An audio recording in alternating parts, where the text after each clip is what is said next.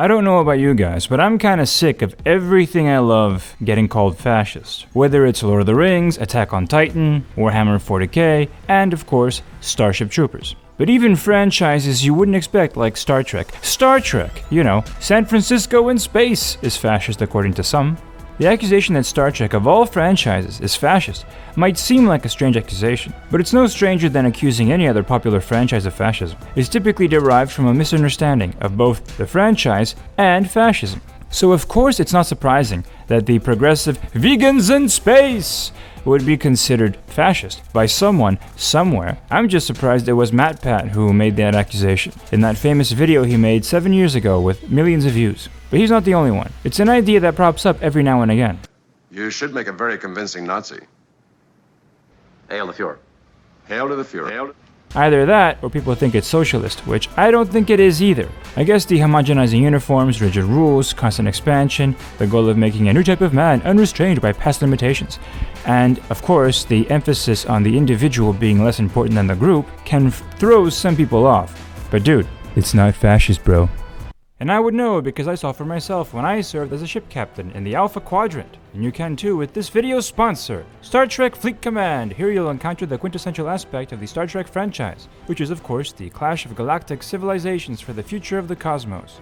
You can play as a dastardly commander who can side with the Klingons, Federation, or Romulans, which is my personal favorite part of the game. My second favorite part is that it's free to play, and although the game was primarily designed for the desktop experience, it still has a crossplay feature and lets you play on mobile with a seamless transition of your gameplay from your computer to your smartphone. That way, even while taking the bus, you can explore this gorgeous, vast, open world from the Alpha to the Omega Quadrant, where the Star Trek universe is brought to life with unbelievable graphics for a free-to-play game, which really allows you to experience some of the iconic elements of the lore, with story elements taken from the Next Generation, Star Trek Enterprise, or the Kelvin timeline, where you can recruit iconic characters like Captain Kirk and Spock to help you engage in alliance building or epic battles with players from all over the world. Like in the new Wave Defense update, where you coordinate with other players to defend a central point from enemy attacks. But don't forget the January update with new officers to recruit and missions to embark on, such as Officer Trip Tucker, the most epic Florida man in space, and Rare Officer T'Pol, everyone's favorite Vulcan waifu,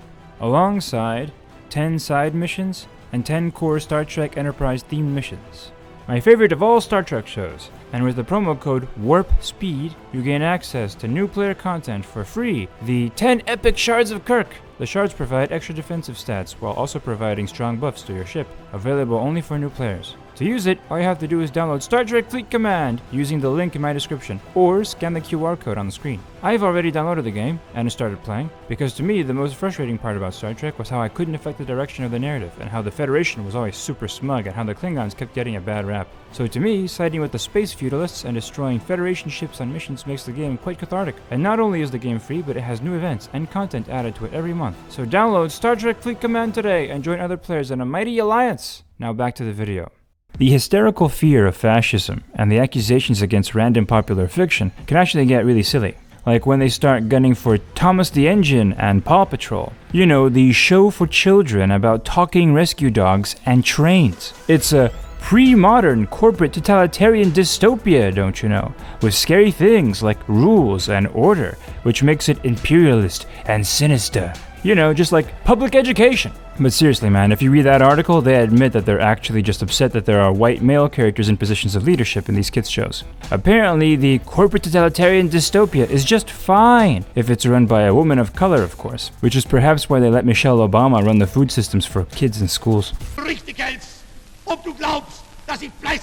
So how did we get here? Well, fascist imagery has been extremely ubiquitous in fiction for a while. Whether in space video games, or animation, it's an easy way to clearly depict the bad guys, as well as give them some serious drip and make them look cool for toys. It's why they call it fascism, because it's fashionable.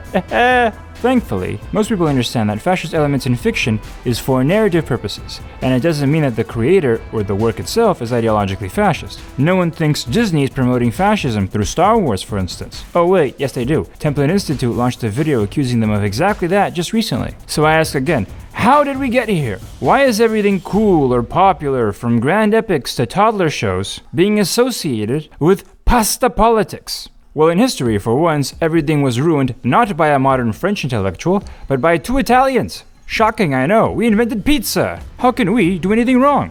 But it was one guy named Mussolini who went all, "One spaghetti, break easily, but many spaghetti.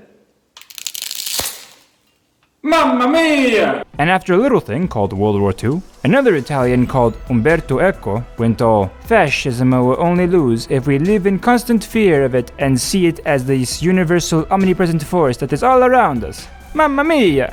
In this video, I'll attempt to point out the main reasons why Umberto Eco's essay is mistaken about the nature of fascism, and why these misunderstandings lead to so many people of educated backgrounds to accuse English weed-smoking wizards, space incels, anime waifus, racially diverse space cowboys, and everything else as fascism. I'll be eager to see your opinions below in the comments, and if you like what you see, please leave a like, subscribe, and tell me why I'm a fascist in the comment section. It keeps me going. Sure, many of these franchises who have countless fans may have some who happen to have fascist sympathies, but so does My Little Pony apparently. So no one is safe. Neither is Umberto Eco himself, by the way. He wrote several books, enjoyed by countless people worldwide. I'm sure some of them are fascists. So the first problem with fascism is everywhere mindset in Umberto Eco's essay is this quote: "Nevertheless, even though political regimes can be overthrown and ideologies can be criticized and disowned, behind a regime and its ideology there is always a way of thinking and feeling, a group of cultural habits, of obscure instincts and unfathomable drives. Is there still another ghost stalking Europe, not to speak of other parts of the world?" In this quote and the paragraphs surrounding it, Eco conveniently removes fascism from its historical and ideological context and deliberately turns it into a difficult-to-define phantom that can be claimed to be possessing any political movement or group, even if it doesn't display the clearly defined aspects of fascism articulated by its very own founders. So naturally, this extends to fictional groups too. What can we say of these orderly animal rights activists in space who harbor a collectivist philosophy? The needs of the many outweigh the needs of the few. Oh no, it's the ghost of fascism! Star Trek has that unfathomable drive and obscure instincts, you see. But no, it's not fascist. Many just say that because despite the Federation being cosmic Californians, Star Trek does still promote a healthy expansion of humanity, exploration of the unknown, the fight against the forces that threaten civilization, and all the best elements of the voyages of famous enterprising heroes throughout history, like Vasco da Gama, Magellan, and Columbus. The second problem with Umberto Eco's essay and the fascism paranoia he helped inspire is that it makes fascism so intangible that the only real way you can identify it is if it has a similarity with something else that is ostensibly fascist, even if it's something in a totally innocent context, like a talk show, which is the example he gives. It's this exact mindset which leads to the thinking of, the fascist praised masculinity and male power? Then we must point our finger at innocent neckbeards and nerd conventions who just don't like their beloved classic male characters all getting replaced by overpowered psychopaths with dubious morals who happen to be female. Umberto Eco claims that Mussolini did not have a political philosophy. Therefore, it justifies fascism being this difficult-to-define concept based on certain archetypes, all of which may or may not be present in what can be identified as fascism. Basically, what that means is that you can have many fascist groups, most of which only have some similar qualities with each other, and those few similarities are enough to call them all fascist, even if some of those groups are actually quite different in values and ideology from each other. Umberto Eco even draws up a chart to demonstrate this principle. The problem here is that eventually it becomes open season on everybody, because if that's your method, then you can find fascist similarities with anything, even with the anti-fascist movement, who walk around all dressed in black and beating up people at protests, you know, like the actual fascists in Italy, and especially with socialism, or the models proposed by some Enlightenment thinkers, which is conveniently ignored or written off by Eco himself later on in the essay. Though Eco is not entirely irrational in his arguments, when taken to its extremes, then his thinking is literally how you get to, there's a white guy in charge in this show for toddlers, just like in Germany, so the talking train is fascist. Don't ask Thomas who's on board his train cars or where he's going, or the Gestapo will mess you up. Umberto Eco justifies this position by demonstrating how many of the fascist movements and governments in the 20th century were actually very different from each other, some being neo-pagan, others being Christian, some being more capitalist, others being more anti-capitalist, and he's right about that. I'd even go farther and point out how some were more racist, like in Germany, while in Latin America they were in favor of interracial marriages. Yet all these movements were still fascist. Eco also points out that totalitarianism is a key part of fascist ideology. However, even though the Italian government may have been an authoritarian dictatorship, Eco correctly proves how it wasn't actually totalitarian in practice. However, his error is when he argues that these contradictions are because Mussolini, who set up the basic archetypes of fascism that all subsequent movements modeled themselves after, did not have an articulated political philosophy, which is not true. Mussolini most definitely did have a clearly articulated political philosophy.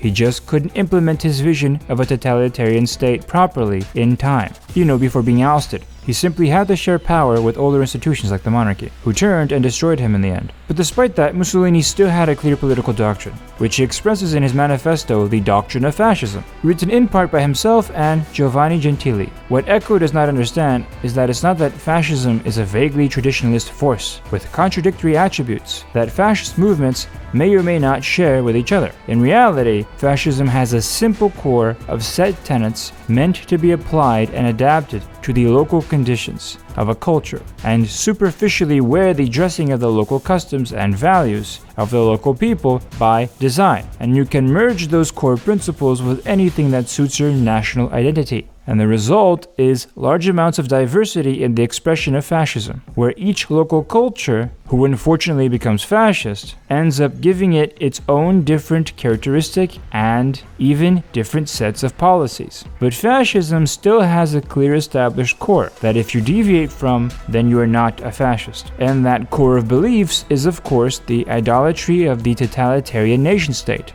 I'll put my own chart on screen to illustrate this point. If you don't realize this, then you get the Washington Post going all, "The Lion King is fascist. It has a hierarchy justified by Darwinism, and it appeals to patriarchal values. It's just like Germany, you guys. Mufasa is Hitler!"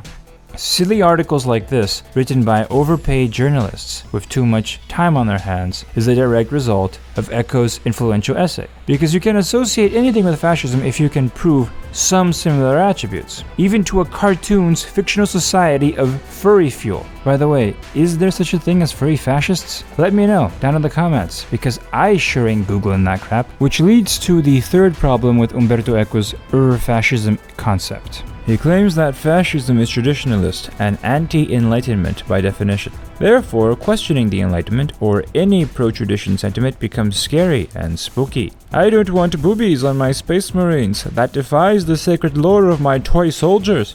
Oh, heresy! Guys, fascism is not traditionalist. It just cherry-picks old ideas, values, and customs, if and only if it is useful to the power of the nation-state. Traditions that weaken central authority are abolished, no matter how cool or militaristic they are. Like how Austrian mustache man banned German university fencing clubs called Mensur that gave all his military officers cool facial scars, precisely because he didn't want young aristocratic warrior men bonding together and training with weapons outside the scope of the state. And that was a very German and very old tradition that the silly Deutsche Workers' Party outlawed, which is cringe because Mensur is actually super based. That's why the Kaiserreich is much more manly than the Nazireich. The F in fascism stands for femboy.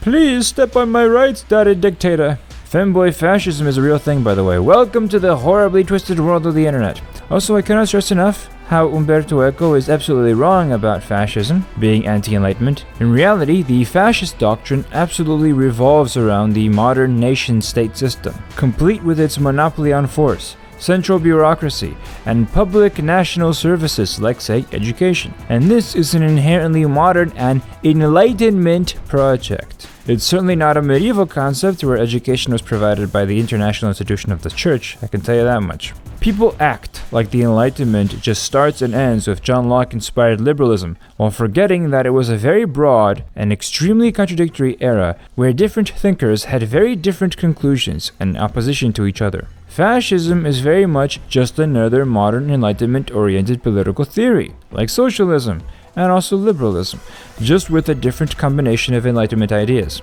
albeit also heavily inspired by Romanticism, sure, but a lot of those thinkers are in between those two eras of intellectual thought anyway. The fascist view that the natural state is total war and an authoritarian and centralized control under a single leader or group is the key for political order comes from Thomas Hobbes. The idea that the state should encourage dedication to the nation above everything else and have a series of traditions and rituals is right out of Rousseau's civic religion idea.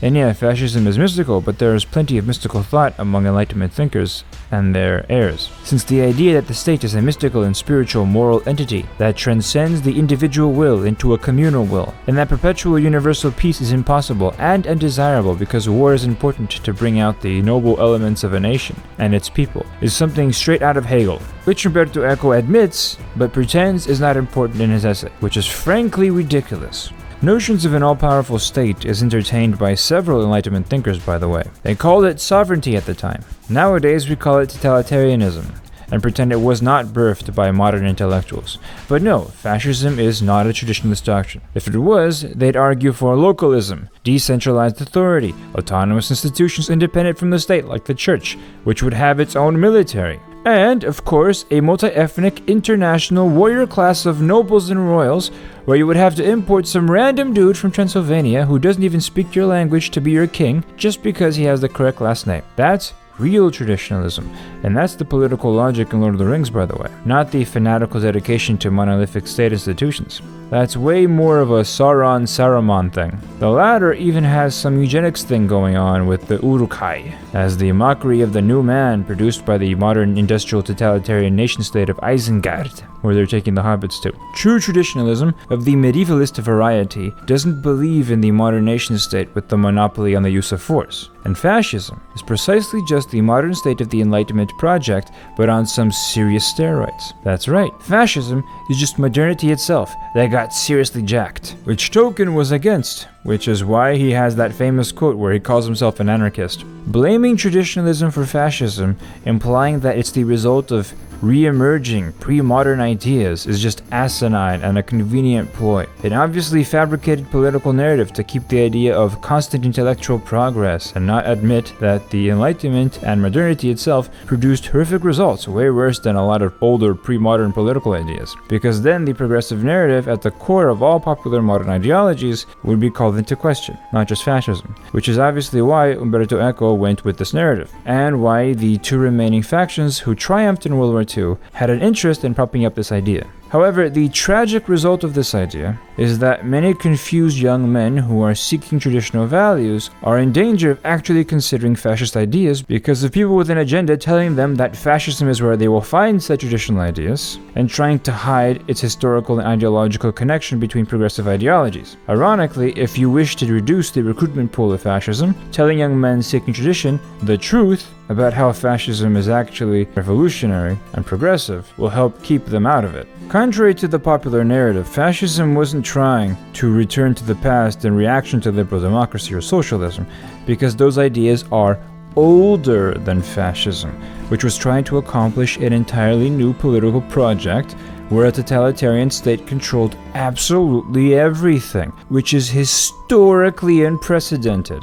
and that's why Mussolini believed it was the inevitable result of history's march to the future. Fascism was a 20th century idea, while liberal democracy and socialism were just so 19th century, so passé. Funnily enough, fascism's defeat by older political theories also disproves the view of history that believes in perpetual guaranteed progress, right? Newer is not always better. Mussolini believed his vision was true progress, and he thought his victory was inevitable precisely because his ideas were newer and the supposed result of natural historical processes. But now, it's fascism that's just history. Don't get me wrong. Umberto Eco actually brings up some interesting insights about the nature of fascism in the 20th century, but it's precisely because of the points he raises on how nebulous fascism in practice can be that we need a clear and simple definition that works across the board. And the best source of that definition should be the words of the fascists themselves, in the essay The Doctrine of Fascism, written by Giovanni Gentili and Mussolini himself. If the political group, fictional or otherwise, does not fit with the doctrine in that essay written by the founders of fascism, then it's not fascism.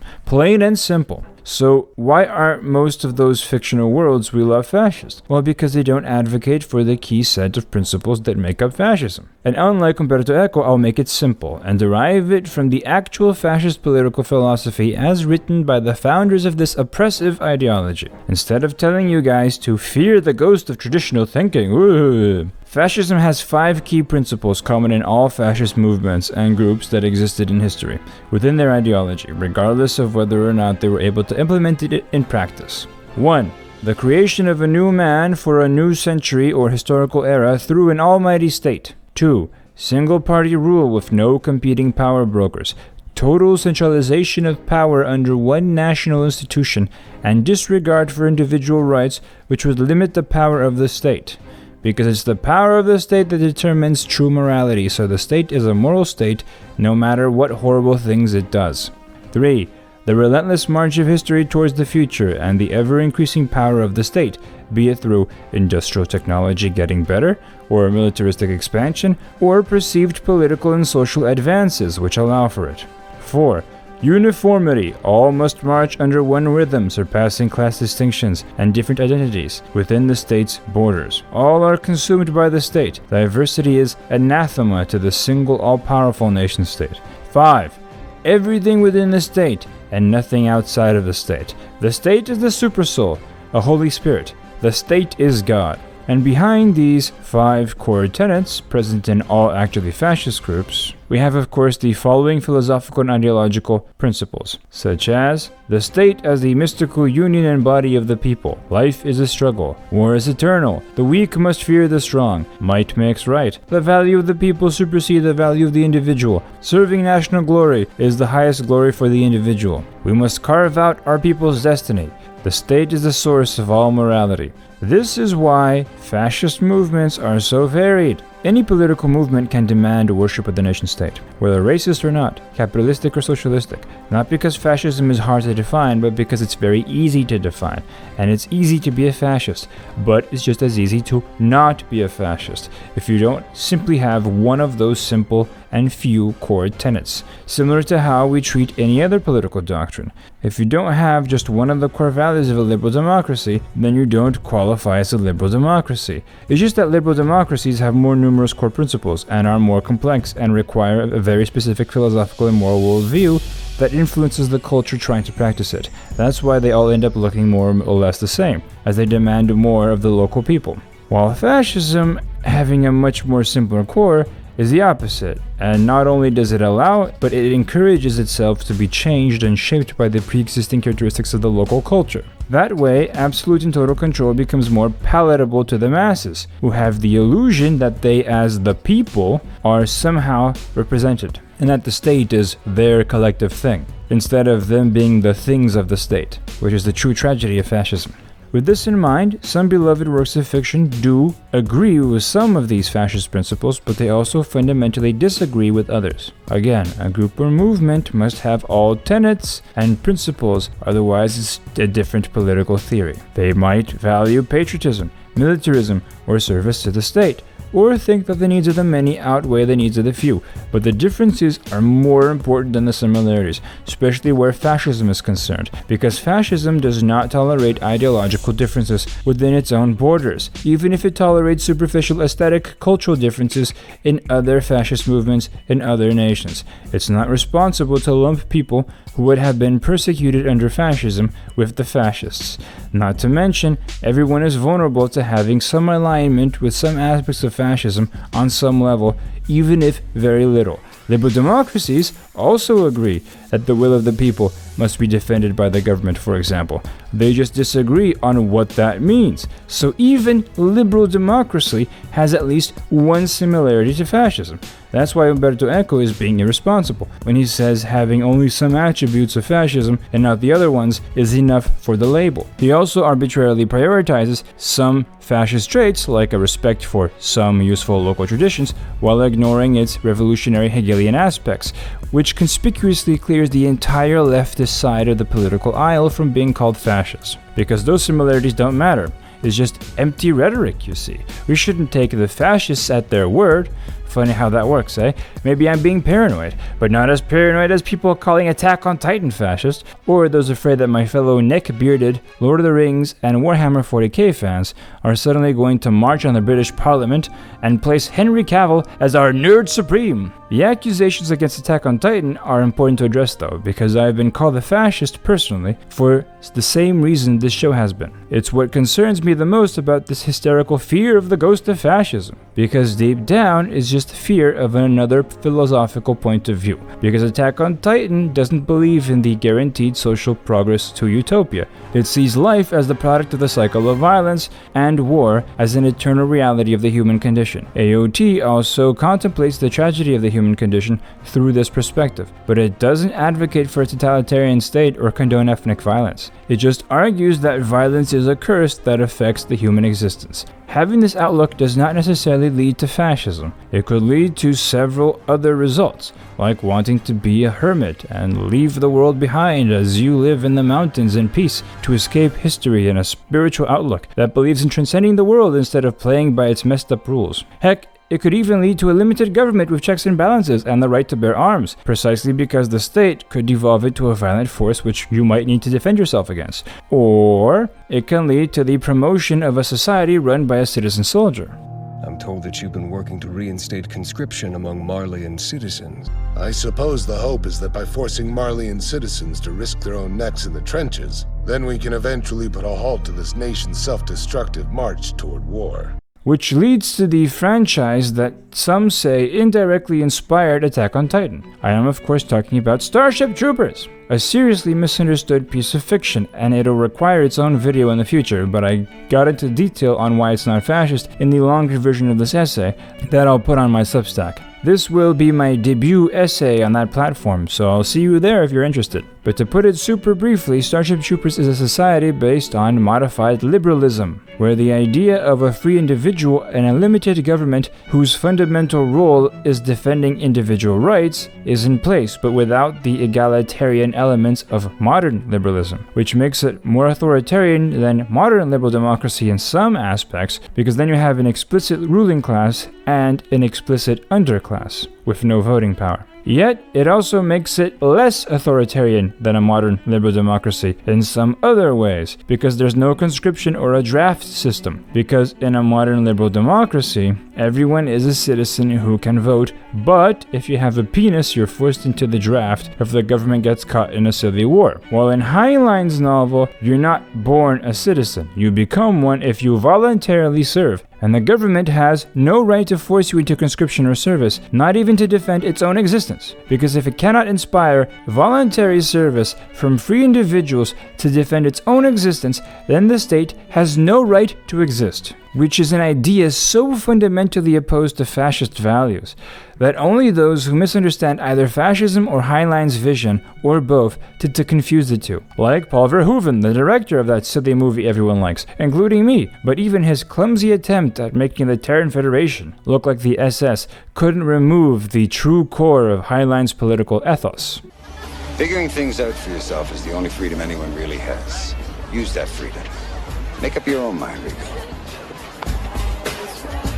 The worst thing about these misunderstandings is that they get in the way of interesting political conversations. Whether the fear of the ghost of fascism is only cynically promoted by those with an agenda, or sincere by those with genuine concerns, the effect is the same, especially if irrational paranoia takes hold. I'm old enough to remember when people used to make fun of evangelical soccer moms in the 90s and early 2000s, freaking out about everything being satanic, like J.K. Rowling. But now it's people with blue hair freaking out about everything being fascist, also like J.K. Rowling. But this ghost of fascism scare going on feels worse, because the soccer moms were mostly focused on protecting children from negative influences, while leaving 30-year-olds like me alone to our hobbies. While this seems more like a naked attempt at monopolizing the culture under one political doctrine, and it affects even big boys with beards who like to play with toys in their downtime. But oh no, they're seen as a threat to freedom and democracy. So we can't have the freedom to enjoy our hobbies in peace, or the lore of the fiction and art that we appreciate if they happen to have some badass pre-Enlightenment medieval themes,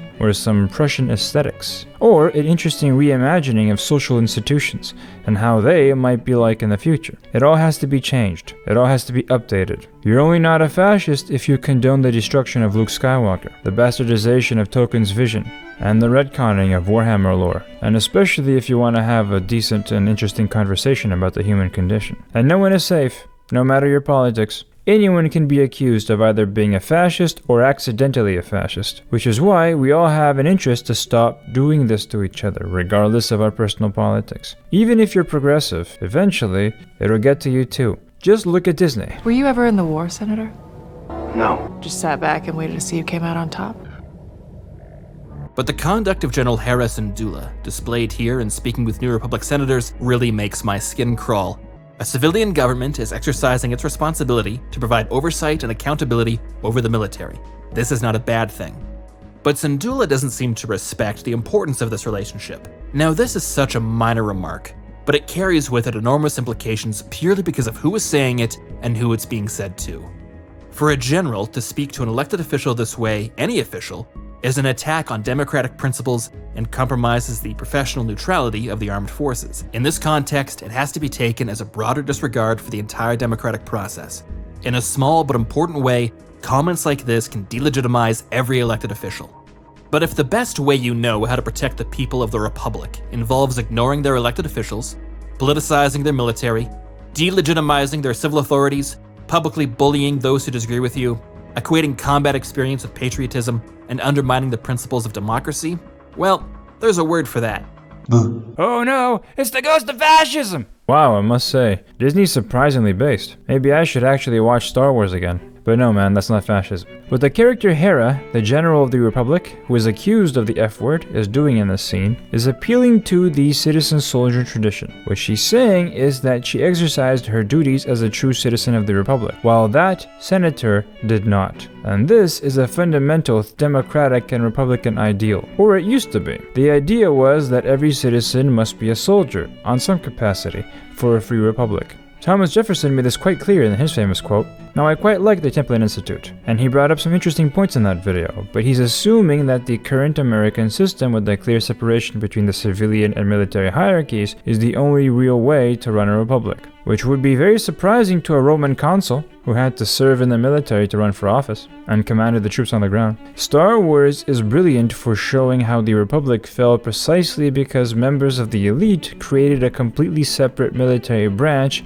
in the form of the clones, with no connection to the citizens. So General Hera, emphasizing the need for those who believe in freedom to fight for it as citizens, is not fascism, but a much older Republican ideal that existed even with the Founding Fathers. Many thinkers who helped conceptualize the modern republic explained how you can't keep the government and military power separate because if a gap occurs, it'll threaten democracy. Machiavelli explained that if you have a professional volunteer military of only a few people, they eventually become a political caste in a few generations, and the common citizens get shut down from access to power. If the common citizen is not necessary for the power of the state, the common citizen will not participate in the power of the state. That's why thinkers like Andrew Bacevich, who are ardent defenders of democracy, say this. I think that the gap between the military and society is a fundamental problem, and that it underwrites irresponsibility with regard to our military policies.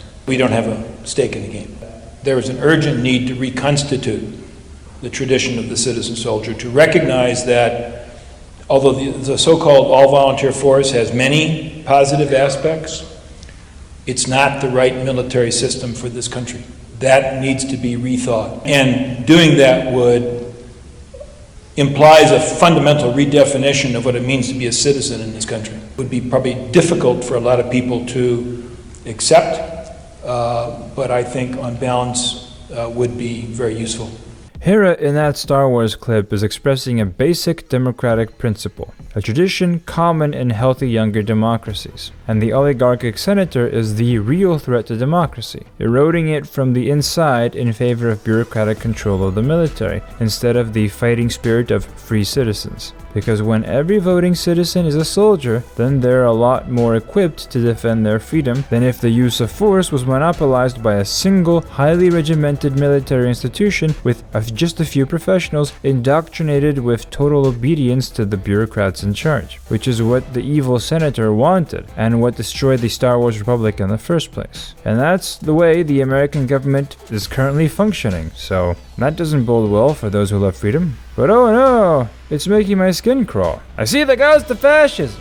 No offense, Templin Institute, but the problem with this overbearing fear of fascism is not only that it's getting in the way of our fiction and stories, but also legitimate conversations on political theories and the human condition. And in this case, a legitimate conversation about legitimacy itself. And Umberto Eco is a big reason for this state of affairs, for his vague and omnipresent definition of fascism, which was clearly the result of deep-seated childhood trauma due to his experiences as a kid in World War II Italy. And he just projected his trauma into all of politics, basically. At least that's the impression I got while reading the essay, since he spent so much of it talking about his childhood. But he's an eloquent academic, so his words were useful for anyone with a political project to demonize their conservative opponents as haunted by the specter of the pasta politics. We should indeed critique and discuss stories, but not project our own paranoia into them. And if we're going to call something fascist, then we should, in the very least, operate under a clear definition. You can have a different definition of fascism to me, that's fine. But if it's a vague and poorly defined obscure set of ghostly instincts, and you insist that I'm a fascist when I'd be persecuted under them, then you can go fascist yourself, because then there's no point to a conversation. In the end, the true ghosts haunting Umberto Eco are his own contradictions. He condemns fascism for newspeak, then invents the ominous new term of fascism out of his poo-poo, basically to control the direction of the conversation. He condemns fascism for obsessing over a poorly defined enemy simultaneously everywhere and nowhere that must be bravely faced, but at the same time will inevitably be defeated anyway, while claiming fascism is exactly that, by saying that it's an incompetent ideology inherently incapable of winning wars and doomed to lose to the march of progress, while also being an overwhelming universal and eternal historical force constantly threatening our enlightened society. And he ends his essay with a call to action on those fears. The whole thing is silly to me, just as silly as fascism itself, founded by Mussolini. Though not as evil or dangerous, I admit. But that's why Italian men should never write anything on politics ever again. Wait a minute. But with all this being said, I understand why so many are so worried of fascism. I am as well. Fascism is a terrible thing. It seduces mostly young men who feel attacked and want to defend their people and their culture, but these young men don't realize that fascism is actually a threat to their nation because it instrumentalizes their heritage, their identity, and their people into being nothing but tools of the state, which itself is nothing but the tool of a few douchebags sitting behind a desk somewhere. It reduces the nation into a mere apparatus of political power, and it destroys your identity and culture by stripping it of everything that isn't useful for the state. What's more is that fascism is very effective in infiltrating and adapting itself into virtually any civilization's local circumstances and taking control of it under the right conditions. But thankfully, I don't think we live in those conditions in the 21st century. I explained why in my video on cyberpunk, but mostly it's because modernity is basically dead, and fascism is simply the most hated offspring of the modern era, the hated brother of liberalism and socialism, and the bastard child of the Enlightenment. Fascism is the one sibling who got in such a vicious fight with his brothers that they cast him out of the family and pretend he's not related, but his DNA doesn't lie. And the three brothers of the modern era all worship one of the three fruits of modernity. Liberalism worships modern freedom, socialism worships modern equality, and fascism worships the modern nation-state. This family connection is especially painful for Marxists who inherit many elements from Rousseau and Hegel, which are also sources of fascist thought. which is why it's mostly them and the far left who use Umberto Eco's terminology of Eurofascism, even if the man himself wasn't a Marxist. However, most people in political theory departments of universities don't use Eco as an authority on the subject either. I should know, because I was told not to use him when I was writing my master's degree thesis several years ago. No offense, but Fallout New Vegas is a better authority on that subject, where Caesar's Legion was literally created by some random douchebag who got lost in the wasteland and read too much Hegel. It's Hegelian dialectics, not personal animosity. It's a philosophical theory, the kind you might encounter if you took time to read some books. Who would have thought video games were more educational than esteemed academic essays? In all seriousness though, I invite you guys to read both essays from Mussolini and Eco, and to come to your own conclusions. And Eco's essay is not entirely bad. He starts out great with interesting insights, but goes off the rails in the second half in my opinion. But there's a lot of useful historical knowledge in it, like how he described the German Workers' Party as anti-Christian and neo-pagan, which it was. I'm glad that he admits that, and more people are starting to realize that as well. And his critique of the limitations of fascism are on point a lot of the time. But my favorite part was when he admitted that his childhood hero, who led the resistance fight against fascism, was a brave Chad monarchist Italian who also fought against the commies. His ruminations on his childhood in fascist Italy are interesting, despite what I said. It's an interesting and entertaining essay from the perspective of a man who experienced Italian politics up close, if nothing else. He's just too personally close to the subject to be able to see the bigger picture, in my opinion. So why are so many people so paranoid about the ghost of fascism, and see it literally everywhere, even in toys and talking trains? The paranoia is not always nefarious. For some, it's because they come from a group that either historically suffered or would be immediately targeted under fascism, so understandably, they are concerned. For others, it's a genuine misunderstanding. Political discussions are so messy, we're all victims of the confusion, but as long as we're willing to remain civil and talk out our differences, it's fine. This very video was inspired by a conversation I had a few weeks ago with a man who accused me of fascism, a man of the anarchist left who also follows Vosh in his brand of left-wing thought.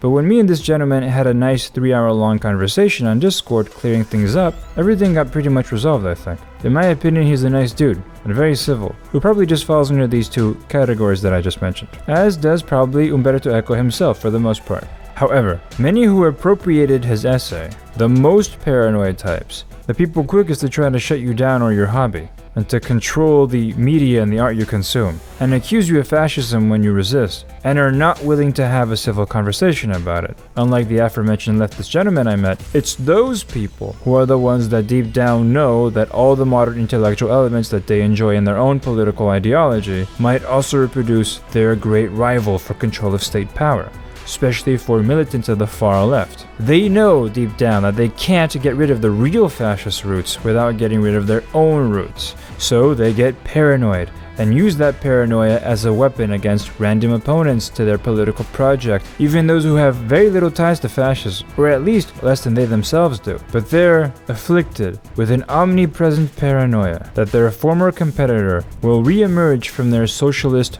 brotherhood, exactly as it did last time, since Mussolini was a socialist before developing fascism. Therefore, they accuse you of being a fascist because they're afraid you'll do to them what they would have done to you if they had the opportunity and the power. Thank you, my patrons, for everything.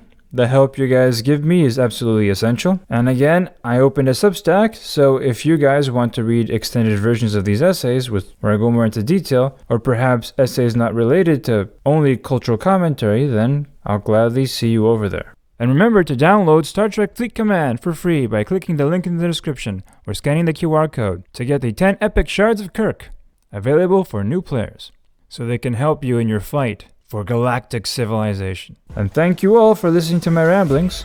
Have a good day, my friends.